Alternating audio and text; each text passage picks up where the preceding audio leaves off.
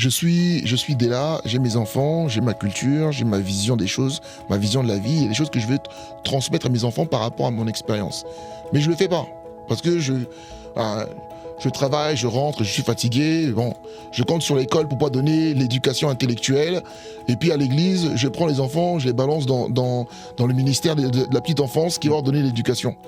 La personne qui va donner l'éducation à l'enfant dans la petite enfance, c'est une personne aussi qui a ses propres expériences. Il a sa propre vision de la vie.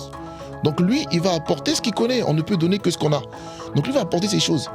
Mais est-ce que moi, je fais attention à ce que les valeurs que la personne est en train de transmettre là sont les valeurs que moi j'ai? C'est ça. Après, l'enfant va grandir et puis on va s'étonner derrière qu'il va commencer à avoir des attitudes, des comportements, une façon de penser, une mentalité qui ne correspond pas forcément à mes valeurs. Et aujourd'hui, c'est ce côté démissionnaire en tenant des parents qu'on commence à voir de plus en plus qui est pas bon.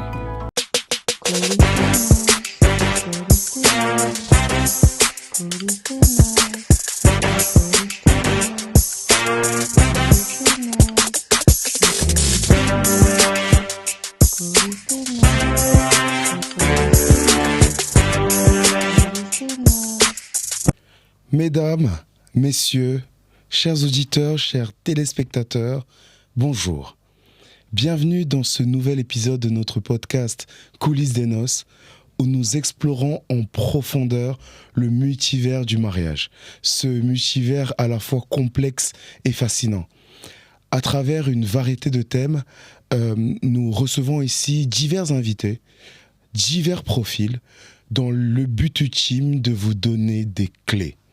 Alors, si vous êtes marié, en pleine préparation de votre mariage ou tout juste intéressé par le monde du mariage, ce podcast est fait pour vous. Ce sera un échange de clés, un partage d'expériences. Alors n'hésitez pas à lâcher vos commentaires, donner vos avis, à partager votre propre expérience. Je suis Willy Tsunami, maître de cérémonie émérite, amateur de fou rire, showman passionné, mais surtout amoureux de l'amour. Aujourd'hui, nous avons l'immense honneur de recevoir un monsieur charismatique, comme j'aime le dire. Ça fait une 40aine d'années qu'il est membre d'une communauté religieuse. Il est chrétien, il est accompagnateur de couples, formateur biblique. J'ai nommé monsieur Della Biakoudi. Bonjour Della. Bonjour Willy. Oh, mais quel honneur de t'avoir ici. Tout l'honneur pour moi. Merci de m'avoir invité. Au plaisir. Merci d'avoir répondu favorablement à notre invite et merci d'avoir accepté de partager toute ton expérience aujourd'hui. Je vais te laisser te présenter si jamais j'ai oublié quelques lignes. Non. Très clair. T'as tout bien dit. Hein. Nickel. Aujourd'hui, nous allons aborder, dames et messieurs, un sujet d'actualité. Un sujet important, à savoir l'influence des modèles parentaux. Et aujourd'hui, nous allons tâcher d'aborder ce thème d'un point de vue religieux, chrétien. Alors, la première question que j'ai envie de te poser, même si elle est un peu générale, Della, quel est réellement le rôle des parents d'un point de vue religieux dans l'éducation des enfants ? Pour répondre très simplement, le livre de Proverbes 22 nous dit que instruis l'enfant selon la voie qu'il doit suivre, et quand il sera vieux, il s'en détournera point. En fait, il faut comprendre que l'influence des parents dans la vie d'une personne est si importante que si on le regarde bien d'un point de vue biblique, quand Dieu a envoyé son Fils sur la terre, on le sait tous, il est passé par Marie, il lui a donné cette grâce-là, et par le Saint-Esprit, elle a été enceinte. Et l'enfant, quand il est arrivé, a été rempli du Saint-Esprit. Il a cru dans le Saint-Esprit. Il a commencé à croître dans le Saint-Esprit. Mais pourquoi Dieu a trouvé tellement important de mettre à ses côtés un père, un homme sur terre, en Joseph? Et il a pris une personne vertueuse parce que Joseph allait pouvoir inculquer à Jésus depuis l'enfance un modèle, quelque chose qui va l'impacter. Il avait besoin d'avoir un référent, un vis-à-vis. Donc en fait, il faut comprendre que la personnalité que tu vas avoir, ce que tu vas être et ce que tu vas faire va dépendre des expériences que tu vas avoir, mais aussi de ce que tu as vu. Voilà. Ça va s'imprimer dans ton subconscient et c'est ce qui va définir ce que tu es. Quand on regarde aujourd'hui, au niveau des cultures, on parle souvent des fois de stéréotypes. On va dire que voilà, les Africains sont comme ça, les Européens plutôt comme ça, les Gitans, ils ont tel caractère, les Maghrébins, ils ont tel caractère. Mais pourquoi, en fait, en fonction des ethnies dans lesquelles ils sont, on est capable de dire que voici le gros trait de caractère qu'ils vont avoir? C'est qu'à un moment donné, quand ils sont nés, ils sont comme nous tous, hein, on a le même sang, on a les mêmes jambes, mais pourquoi eux vont avoir plutôt telle tendance et tel penchant? C'est parce qu'à un moment donné, ils vont grandir dans une culture où ils vont voir des choses. Et à force de voir des choses, ils vont les répéter. Voilà en fin de compte le travail qu'on a à faire. Et ce que Dieu nous demande de faire, nous, en tant que chrétiens, c'est de pouvoir instruire l'enfant selon les principes divins de Dieu, les vertus, pour que la personne soit quelqu'un de bien. Voilà. D'accord, magnifique. Et ce sera l'occasion de... Là, on pose un peu le contexte, hein, pour mieux se projeter dans les relations de couple. Quelle influence, vraiment, toute cette éducation qu'on peut recevoir de nos parents, quelle influence ça peut avoir sur nous demain, d'accord, en tant que futur époux, en tant que personne qui cherche à se mettre en couple. Tu y as peut-être répondu, mais j'aimerais que ce soit plutôt clair pour nous tous. Est-ce que moi, en tant que parent, je dois absolument éduquer mon enfant selon ma religion? Alors aujourd'hui, on dit souvent que la nature a horreur du vide. Ce que toi, tu ne vas pas remplir, ce que tu ne vas pas apporter à ton enfant, quelqu'un d'autre va l'apporter. Alors, quelqu'un d'autre va l'apporter, il n'y a pas forcément l'apporter bien. C'est pourquoi le travail que tu dois faire, c'est d'être capable de pouvoir transmettre ces principes-là, les principes divins de Dieu. C'est une mission que le Seigneur il te donne, de pouvoir les transmettre aux enfants. Et aujourd'hui, c'est ce qu'on voit, enfin, c'est ce qu'on ne voit plus trop. Okay. Aujourd'hui, c'est ce qu'on ne voit plus trop. Les parents commencent à être de plus en plus démissionnaires sur certaines missions. Sur les missions régaliennes, etc., mais aussi sur les missions religieuses. Puisque alors, on va prendre les enfants, on va les ramener à l'église, on va les ramener à la maison, et on va espérer que ce soit l'église qui puisse transmettre toutes les valeurs aux enfants. Mais l'église va avoir sa mission, et les parents doivent avoir la leur à la maison. Et souvent, aujourd'hui, maintenant, on voit surtout en Occident, on court partout, on fait pas mal de choses, etc., et on prend de moins en moins de temps pour pouvoir éduquer les enfants. Ouais, parce que c'est clair, hein, les parents ont une très grande responsabilité, mais aussi le monde extérieur. Oui. Parce que finalement, l'enfant, il passe beaucoup de temps à l'extérieur et il est très influencé par ce qu'il voit. Oui. Et si on n'est pas un soutien indéfectible pour nos enfants à l'intérieur, finalement... Ouais, c'est même plus que ça, parce que même la Bible nous dit que les mauvaises compagnies corrompent les bonnes mœurs. Donc ça veut dire que au dehors, le cercle dans lequel tu vas être, les personnes que tu vas fréquenter, etc., vont déteindre sur toi. Et moi, souvent, mes parents me disaient ça à d'autres parents quand ils rencontraient des enfants qui avaient des difficultés et que les familles en question, un peu culpabilisées, mes parents leur disaient souvent que un enfant, on sait ce qu'il est et ce qu'il fait à la maison. Mais quand il est dehors, là, on ne sait pas. C'est pourquoi il est très important que lorsque l'enfant vient à la maison, sans vraiment chercher à savoir ce qu'il a fait dehors, il est important de pouvoir rééduquer, on va dire, de repositionner l'enfant par rapport à certaines valeurs, pour être sûr que même les influences qu'il peut avoir dehors, sur TikTok, les réseaux sociaux, etc., les amis, les copains, c'est important en fin de compte que les valeurs puissent rester. Je vous donne un exemple, c'est ma propre expérience. Hein. J'ai grandi à Creil, donc c'est une ville... c'est une banlieue c'est plutôt une ville de l'Oise. C'est une ville quand même qui était assez difficile. Hein. C'est quand même une zone ZEP, etc. Avec beaucoup de délinquance. Une ville extrêmement communautaire. Même aujourd'hui, il y a eu des plaques tournantes, etc. Et beaucoup des personnes avec qui j'ai grandi ont mal tourné. Certains ont fini en prison, d'autres se sont retrouvés à l'hôpital. Il y en a même certains qui sont morts, etc. Et... parmi tout ce qui se passait, il y avait souvent des mauvaises influences. Ça pouvait entrer dans la drogue, ça pouvait entrer dans la cigarette, ça rentrait dans les femmes, ça rentrait dans pas mal de choses. Et ce qui m'a un petit peu sorti l'épingle de tout ça, c'est ce que ma mère me répétait sans cesse. Ma mère, en fait, me répétait tous les jours ce qu'elle attendait de moi et ce que je devais faire. C'était important pour elle. D'éviter de faire des bêtises, d'éviter de pouvoir... Alors, ça t'empêcherait pas, t'es une personne du quartier, ça t'empêcherait pas de traîner avec les garçons du quartier, mais les valeurs qu'elle va t'ancrer et répéter vont faire qu'à un moment donné, tu vas te limiter dans ce que tu vas faire.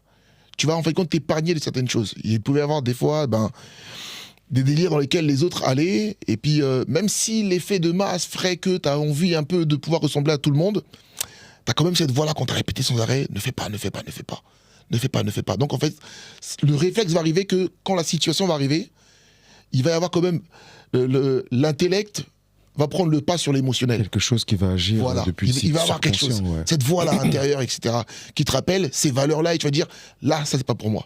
Ouais. Là, c'est pas pour moi. Surtout que cette voix, elle vient, elle appartient à quelqu'un d'important. Une maman, un papa, un parent. Oui. Dames et messieurs, nous sommes en train de vivre un épisode de la saison 1 de notre podcast Coulisses des noces, où on aborde la première partie d'une vie de mariée. Cette partie-là où on décide de se lancer dans une vie de couple et ensuite, en l'espérant, de se lancer dans une vie de mariée. Même si on parle mariage ici, on parle vie de couple, on a quand même l'opportunité de parler d'éducation d'enfants. C'est très important ce que Della vient de nous dire, c'est que finalement un parent a l'opportunité de rééduquer son enfant, d'apporter sa propre touche une fois qu'il revient de l'extérieur. Alors prenons-en de la graine. Et j'espère qu'en fait, nombreux d'entre nous ont connu cette rééducation-là auprès de leurs parents. Pour finir sur cette mise en bouche, cette base qu'on pose en ce qui concerne le sujet d'influence, j'ai une autre question. Cas pratique, de par ton expérience en tant qu'accompagnateur, formateur biblique, comment concrètement, même si on a compris qu'il faut rééduquer son enfant, comment concrètement peut-on éduquer son enfant selon les règles religieuses, hormis tous les dimanches aller se rendre dans un lieu de culte? Comment concrètement, quels conseils tu peux donner très très concrètement sur cette éducation-là qu'on peut donner aux enfants? Alors moi je vais te parler par rapport à ce que je constate souvent. Ce que je constate souvent, c'est que l'éducation religieuse souvent est un peu délaissée par les parents en se disant que j'ai pas la capacité, je connais pas, donc en fin de compte c'est à l'église qu'on doit le faire. C'est pas que les églises maintenant commencent à se doter souvent de ministères pour les enfants, de ministères de la jeunesse, etc. etc. Et on commence à voir ça, même maintenant il commence à avoir des communautés religieuses qui se créent spécifiquement pour les jeunes, c'est une église de jeunes, etc. Et c'est une énorme erreur. C'est une énorme erreur de voir ça parce que c'est vrai que la Bible et la parole de Dieu vont te donner pas mal de choses, pas mal de conseils, d'enseignements, etc. Mais souvent, les versets où la parole de Dieu peut être interprétée d'une manière, tantôt d'une manière, tantôt d'une autre. Un verset, on peut lui faire dire ce qu'on veut si on retire le contexte, on garde seulement une petite phrase, puis on peut dire ce qu'on veut. Ce qui se passe souvent, c'est que quand c'est l'Église qui va entièrement donner l'éducation à l'enfant, il peut arriver des dérives. Et les dérives vont faire que les enfants, à un moment donné, vont sortir du giron de l'éducation familiale et vont commencer à suivre un gourou. Je veux dire un gourou, parce que normalement, si c'est un vrai pasteur, il ne devrait pas faire ça. Mais maintenant, il y a des gens, on le commence à le voir un peu partout, il commence à avoir des scandales dans l'église, parce qu'il y a des gens maintenant qui vont utiliser ça. Ce côté, en fin de compte, que on laisse traîner le fils, et puis lui, il le récupère pour lui, et il va devenir le père que l'enfant n'arrivait pas à trouver.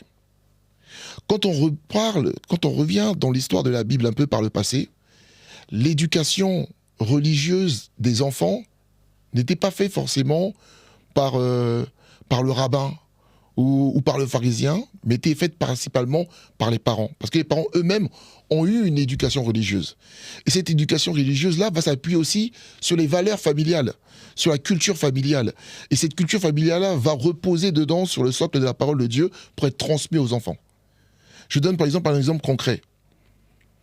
Je suis Della, j'ai mes enfants, j'ai ma culture, j'ai ma vision des choses, ma vision de la vie, il y a des choses que je veux transmettre à mes enfants par rapport à mon expérience. Mais je le fais pas, parce que je travaille, je rentre, je suis fatigué, bon, je compte sur l'école pour pouvoir donner l'éducation intellectuelle, et puis à l'église, je prends les enfants, je les balance dans le ministère de la petite enfance qui va leur donner l'éducation. La personne qui va donner l'éducation à l'enfant dans la petite enfance, c'est une personne aussi qui a ses propres expériences. Il a sa propre vision de la vie. Donc lui, il va apporter ce qu'il connaît. On ne peut donner que ce qu'on a. Donc lui va apporter ces choses. Mais est-ce que moi, je fais attention à ce que je transmets à mes enfants? Est-ce que moi, je fais attention à ce que je transmets à mes enfants? Est-ce que moi, je fais attention à ce que je transmets à mes enfants? Donc lui va apporter ces choses. Mais est-ce que moi, je fais attention à ce que je transmets à mes enfants? Est-ce que moi, je fais attention à ce que je transmets à mes enfants? Donc lui va apporter ces choses. Mais est-ce que moi, je fais attention à ce que les valeurs que la personne est en train de transmettre là sont les valeurs que moi j'ai. Ouais, c'est ça. Après l'enfant va grandir et puis on va s'étonner derrière qu'il va commencer à avoir des attitudes, des comportements, une façon de penser, une mentalité qui ne correspond pas forcément à mes valeurs. Et aujourd'hui, c'est ce côté démissionnaire en entendant des parents qu'on commence à voir de plus en plus qui n'est pas bon. Regardez, aujourd'hui, moi je vois ça dans les communautés religieuses. De plus en plus, les enfants font des choix religieux différents de ceux des parents. Il y a des familles chrétiennes, les parents sont chrétiens, ils vont à l'église, surtout les mamans. La prière, Dans la chorale, le feu, le pasteur, tout le temps à l'église. Ouais. Et puis les enfants vont arriver à l'adolescence, eux ils y vont pas. Ouais, j'ai pas envie de me lever, j'ai pas envie d'aller. Mais la maman, elle, c'est pas grave. Oh, reste à la maison, j'ai pas à me briser ça. Et puis elle est là, le feu. Et à un moment donné, elle s'étonne que l'enfant, en traînant avec les amis, il vient demain, il dit ouais maman, moi je me suis converti, maintenant je suis musulman. Et or, dans la famille, tout le monde a été chrétien toujours. Comment tu es arrivé pour pouvoir changer de bord? Mais oui, mais c'est parce qu'à un moment donné, l'enfant n'a pas été rempli de quelque chose. Tu ne l'as pas pris le temps de le remplir de quelque chose. Donc il est parti chercher ça au dehors. S'il retrouvait tout ce dont il avait besoin, il avait les réponses à toutes les questions, il serait resté là. Il serait resté là. Mais à un moment donné, surtout en plus aujourd'hui là, dans nos pays occidentaux, même en Afrique ça commence. Hein. En Afrique aussi, les repères qu'on dit africains, etc., commencent à disparaître. Donc le jeune homme ou la jeune femme, quand ils vont grandir, vont commencer à se poser des questions sociétales, et vont être en quête de vérité. En fait, ce qu'il faut comprendre, c'est que quand Dieu nous a créés, il nous a créés chair, mais il nous a créés esprit. Et la création spirituelle que Dieu a faite que l'homme a besoin de croire. L'homme a besoin de spiritualité. L'homme a besoin d'aller dans cette dimension-là. Et il va se poser des questions. Il va avoir besoin de ces réponses-là métaphysiques. Si tu ne l'apportes pas, il va aller les chercher. Moi, je me rappelle quand j'étais petit, ça c'est ma mère qui m'a rappelé ça parce que je ne me souvenais plus trop. Elle me disait, depuis l'âge de 5 ans, j'étais un petit, les gens me fuyaient. Les gens me fuyaient parce que je passais mon temps à poser des questions à tout le monde. Mais à longueur de journée. Et pourquoi ci? Et pourquoi ça? Et pourquoi ça? Et souvent, je posais des questions et ça a étonné et effrayé certains adultes parce que je commençais à poser des questions sur pourquoi on vit. Pourquoi on meurt? Qu'est-ce qui se passe après la mort? Et puis on me parlait de Dieu. Oui, mais alors dans ce cas-là, pourquoi Dieu il accepte qu'on puisse mourir et les gens ils pleurent? Et en fait, quand je posais tout un tas de questions, et souvent ma mère ne savait pas comment répondre à ça. Donc elle disait oui, tu verras quand tu seras grand. Tu verras quand tu seras grand. Mais quand tu verras quand tu seras grand, ces réponses-là, moi j'ai eu la chance de les obtenir par des personnes bienveillantes, etc., qui m'ont éduqué dans le Seigneur. Mais j'aurais pu tomber sur des personnes qui sont un peu faux, et puis voilà. Ouais. Et puis je serais parti dans autre chose. Parce que ces questions-là, mes parents, ils m'ont pas répondu. Ils m'ont fait connaître Dieu. Ils m'ont ramené à l'église. Et je les remercie dessus, parce que ils étaient sévères par rapport à ça. Moi, mon père, le matin, dimanche matin, en plus, nous, à Creil, on avait cours le samedi matin, donc le dimanche, c'était le moment où on pouvait rattraper le sommeil. Ouais. Et l'église qu'on fréquentait, nous on habitait à Creil, mais l'église était à Saint-Denis. Donc on avait 1 heure de route. Ouais. Donc on nous réveillait le matin à 7h, t'avais pas envie. Ah non, moi je reste à la maison. Au début, bon, t'es petit, t'as pas le choix. Ouais. Puis après tu deviens adolescent. Ouais. Puis adolescent, t'es un peu rebelle. Ouais. Puis tes copains, ils vont pas là, ils vont dans les soirées, etc. Des fois, il y a des moments où t'ennuies à l'église, t'as pas trop envie, tu sais pas à quoi ça sert, etc. Donc, en fait, il y a des moments où je dis, j'ai pas envie d'aller. Mon père, quand on me voit, bon, on pense que je suis grand, mais mes frères aussi, mais mon père, c'était un chauffeur routier, poids lourd. Donc, il faisait 2 têtes de plus que moi, et puis il me faisait 1 fois de plus en corpulence. Et lui, il se prenait pas la tête. C'est vrai qu'il avait pas cette capacité-là, oratoire ou biblique, de pouvoir m'expliquer des choses. Mais il disait, ouais, la seule chose que je te demande, c'est lève-toi, on va à l'église. Je dis, ouais, papa, j'y vais pas. Et il me disait toujours des choses. Il dit, regarde, t'as vu mon point là? Ça va arriver sur toi tout de suite. Lève-toi, on va à l'église. Mais aujourd'hui, je le remercie parce que ce rituel-là que j'avais, ça a créé en moi des habitudes dans mon subconscient. Qui fait qu'au bout d'un moment, quand tu prends une habitude là, comme ça, spirituelle, quand tu l'arrêtes, il y a un manque, il y a un truc, il y a quelque chose qui ne va pas, tu ne te sens pas bien.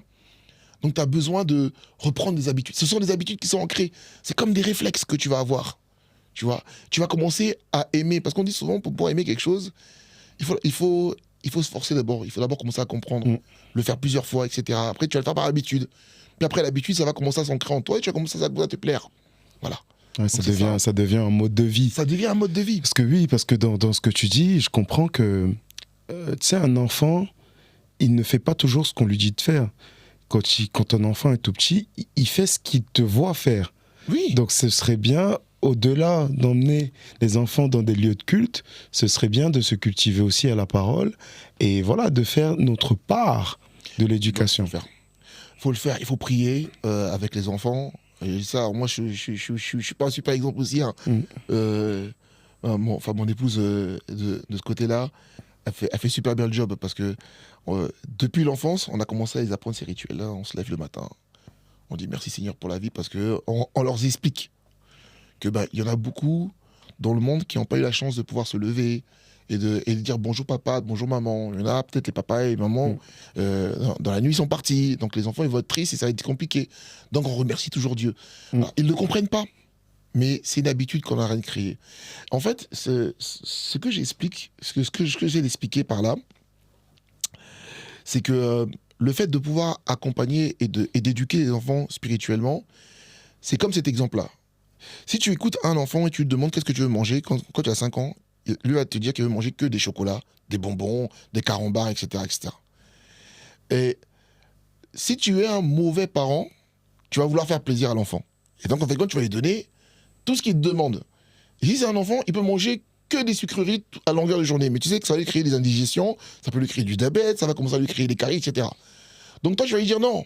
Tu vas manger des légumes, tu vas manger des fruits, tu vas manger ces choses-là, qui sont bonnes pour la santé, mais qui ne sont pas forcément bonnes pour le moral de l'enfant. Voilà. Toi, tu sais ce qui est bon pour lui.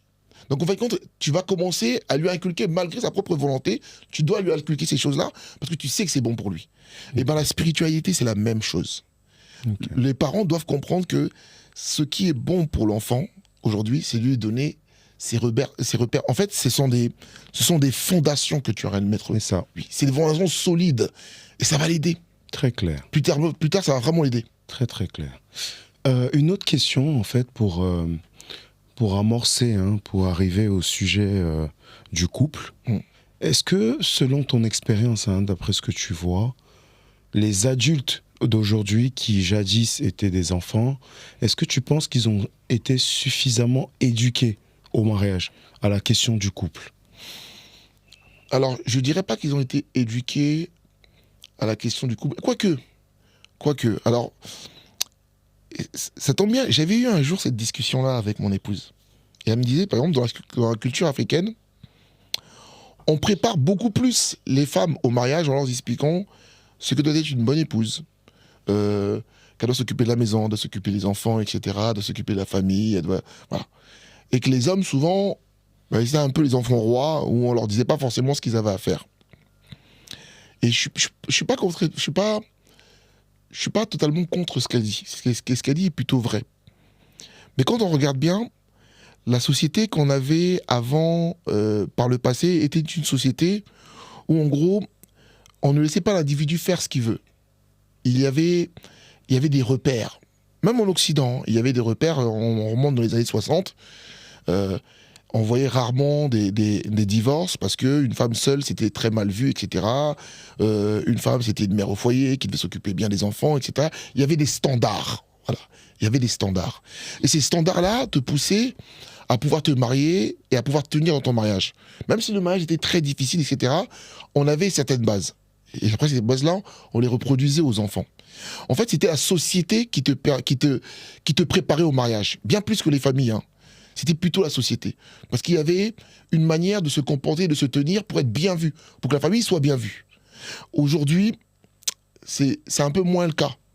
Parce que les enfants sont un peu plus rebelles, sont un peu plus indépendants, etc. Donc, ces repères-là, on les perd. Mais oui, concrètement, il y avait quand même ce côté-là. Alors, je vais dire un truc peut-être qui va faire sauter tous les fémènes au plafond, mais par exemple, l'ancienne génération, tu peux pas trouver les darons à l'ancienne, elles ne savent pas préparer. Ça, c'est pas possible. Voilà.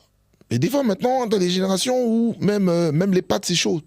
Tu vois, c'est génération micro-ondes, on va seulement à Picard surgelé et puis on se nourrit que de ça, que de ça, que de ça. Est-ce que tu ne penses pas que...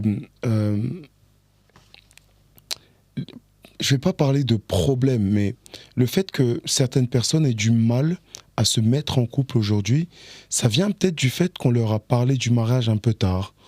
C'était peut-être un sujet tabou à un moment donné dans leur jeunesse et ils ne savent pas toujours comment faire. Est-ce que ça a un impact, à ton avis?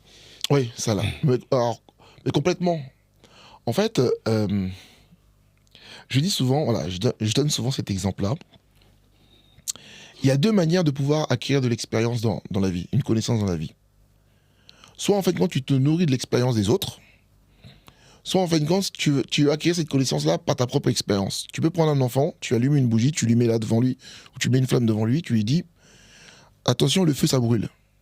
Attention, le feu ça brûle. » L'enfant sage et intelligent va comprendre que le feu ça brûle, il va te croire sur parole et il n'ira pas te toucher.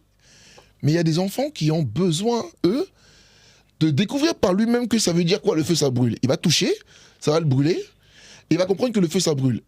Dans les deux cas, ce qui va se passer, c'est que plus jamais ils vont toucher le feu avec les mains. Et bien c'est pareil dans la notion du mariage. Il y a des personnes qui vont se nourrir de l'expérience des autres pour pouvoir avoir un mariage réussi, etc. Donc, ils vont là, on va leur donner une éducation, on va leur donner des repères, des clés, on va leur expliquer des choses, etc. Voilà dans le mariage comment ça se passait. Puis il y en a d'autres, quand on leur a pas donné ces clés-là, on leur a pas donné ces explications, bah, ils sont un peu livrés à eux-mêmes, ils vont devoir eux-mêmes expérimenter, toucher le feu. Et découvrir que ça, là, ça brûle. Ça brûle. Ça, là, c'est bon. Ça, et donc, ils vont arriver à tâtons. S'ils ont de la chance, ils vont avoir plein de bonnes expériences, ça va bien se passer. S'ils ont de la malchance, et j'ai déjà vu des cerfs comme ça, qui ont de la malchance, qui vont aller se brûler d'abord sur le feu, ils vont comprendre que le feu, ça brûle. Puis après, il va avoir un fil électrique à toucher le fil électrique. Puis elle va voir que l'électricité, ça pique. Et puis après, elle va toucher l'acide, elle va voir que l'acide, dans temps, c'est corrosif, etc. Et en fait, quand ces feux, ces éclairs-là, ces acides, ce sont des hommes qui sont pas bien. Ouais. Donc elle va tomber sur un mauvais garçon une fois. L'autre là-bas, il est comme ci. L'autre là-bas, il est comme ça. Et au bout d'une mesure, à force d'avoir ces mauvaises expériences-là, ça va la bousiller. Ça va la gâter. Et quand elle va vouloir, après un jour, rentrer dans un foyer, elle va aller avec beaucoup de blessures. Et aujourd'hui, on voit ça sur beaucoup de sœurs, et des frères aussi, qui ont enchaîné les mauvaises expériences. Et le jour où ils vont devoir rentrer dans un mariage, ils sont déjà échaudés. Donc quand le bon arrive là, le bon va payer les pots cassés de toutes les mauvaises expériences qui se sont passées. Parce que derrière, personne ne lui a expliqué que le feu, ça brûle, et l'électricité, ça pique. C'est ça. Très clair. Mesdames et messieurs, si vous arrivez à peine sur cette chaîne, ici on parle mariage. Ici on donne surtout des clés de réussite dans vos vies de couple, mais aussi dans vos vies de chaque jour. Aujourd'hui, nous abordons un thème important qui est l'influence des modèles parentaux en compagnie de M. Dela Biakoudi, que nous avons le plaisir de recevoir. Nous sommes accompagnés par nos nombreux partenaires dont Easy Shop pour tous vos vêtements, hommes et femmes. Dire Dela, j'ai une autre question. En parlant d'influence des modèles parentaux dans la façon dont dans cette période où on se lance, on se met en couple, donc comment on vit le couple, est-ce que finalement, en observant les modèles de communication, les modèles de gestion de conflits, les modèles de résolution de conflits dans les couples de nos parents, de nos tontons, autour de nous, est-ce que finalement ça n'a pas une influence dans comment nous on se voit dans notre couple demain? Ah si, complètement. Il y a une statistique, alors je ne sais plus trop c'était quel institut de sondage qui l'avait dit, qui disait qu'un enfant issu des 20% des familles les plus riches avait 3 fois plus de chances à son tour, lorsqu'il sera grand, de faire partie des 20% des familles les plus riches. Parce qu'en fin de compte, ce que tu vois va t'influencer et va recréer le schéma.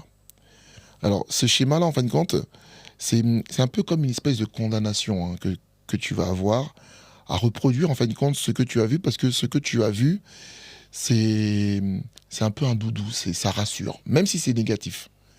On dit souvent que des enfants qui ont vécu dans un foyer où le papa tapait la maman ont plus de chances, lui aussi, de taper sa femme quand il va avoir des conflits. Donc, il va y avoir des choses comme ça qui vont se reproduire naturellement.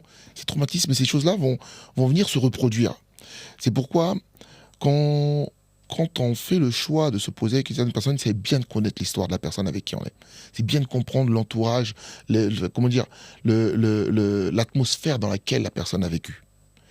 Il y a aussi un autre phénomène aussi qui arrive et qui accentue un petit peu ce que je viens de te dire, le fait de reproduire au niveau du subconscient.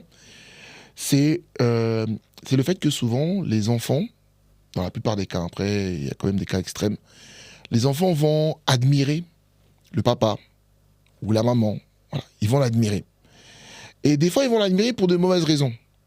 On va voir, par exemple, des fois, il y a des familles où le papa était infidèle. Il gérait plusieurs...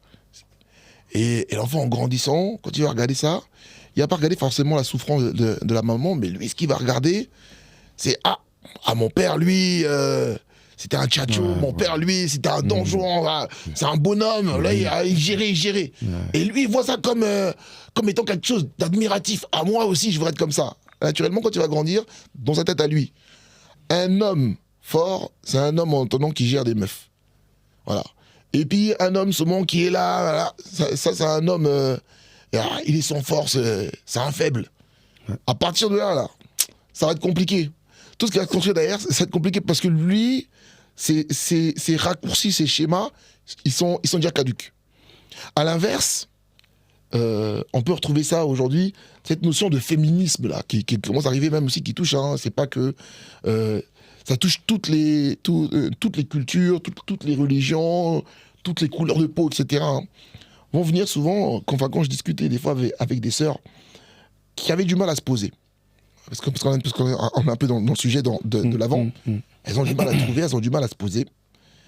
Et quand tu échanges avec elles, elles n'arrivent pas à comprendre ce que les hommes cherchent.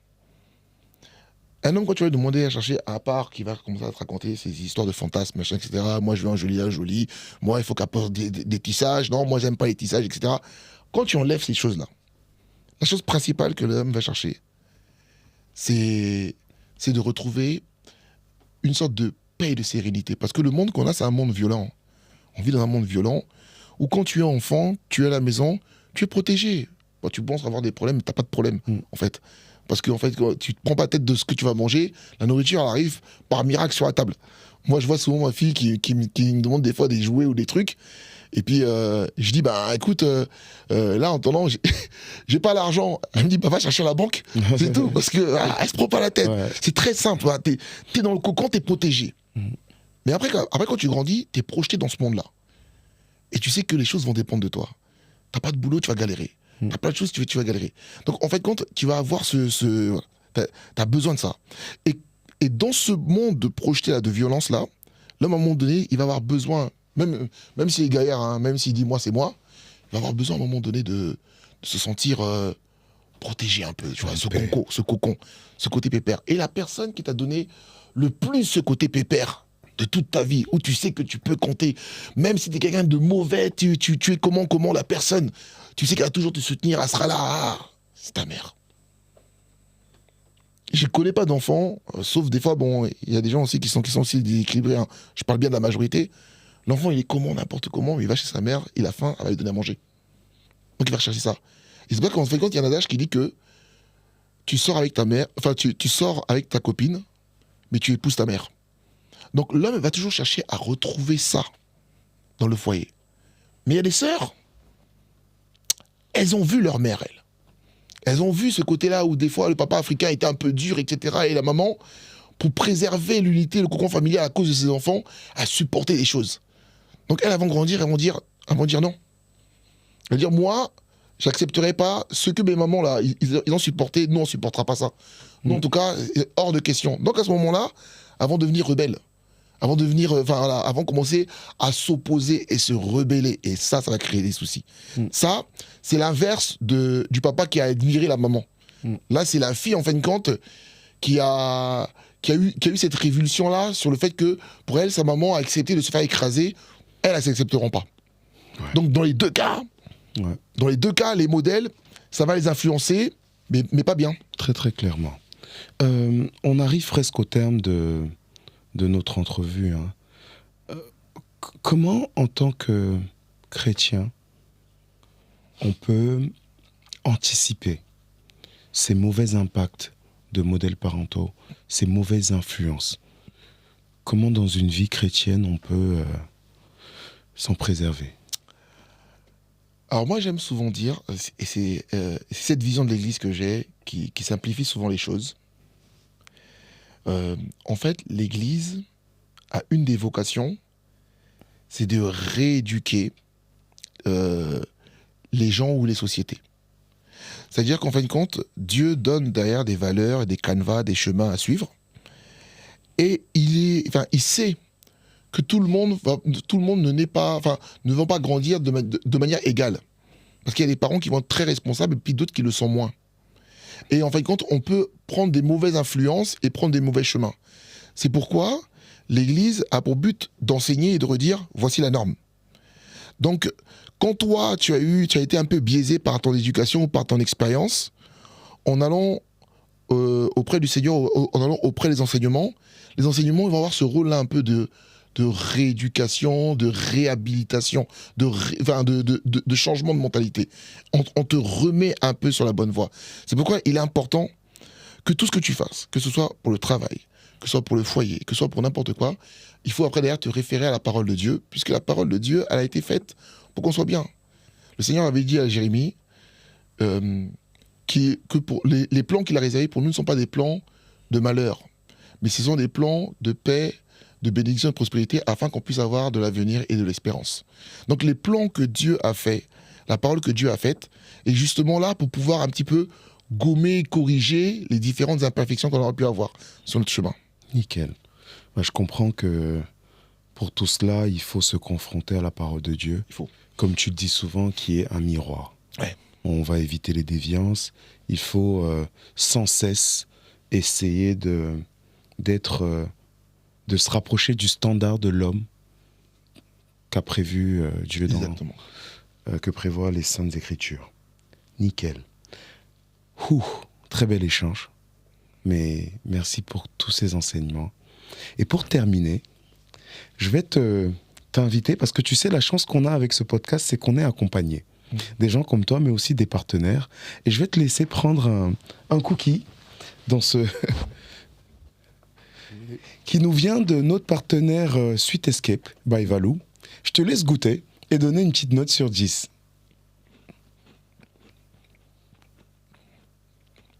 C'est pas acheté, hein. C'est fait maison par, Sweet Escape. Croquant, à l'intérieur c'est fondant, ça a du goût. Pas trop sucré, mais juste ce qu'il faut. Magnifique. Ah, je valide. Ah, bon appétit. Je valide. Nickel. Alors, je garde. Clap your hands for Sweet Escape. Merci. Merci pour cet accompagnement. Vous qui nous regardez ou qui nous écoutez, nous avons, avec Della, abordé le thème d'influence des modèles parentaux. C'est un thème tellement large. Il pourrait nous prendre des jours et des jours pour l'aborder et aller jusqu'au bout. Mais merci pour ces presque 40 minutes d'échange. Et nous vous donnons rendez-vous à nouveau sur cette chaîne, Tsutsuprod, et sur l'ensemble de nos réseaux sociaux, TSU Prod, Instagram, Facebook, TikTok. N'hésitez pas à nous suivre parce qu'ici, on traite sérieusement du mariage avec des experts et on vous donne des clés. Je vous donne rendez-vous pour le prochain épisode, ici même sur notre plateau de tournage. Et je remercie à nouveau Della qui a accepté d'être parmi nous. Merci. Chers auditeurs, chers téléspectateurs, ciao, ciao. Ciao, ciao.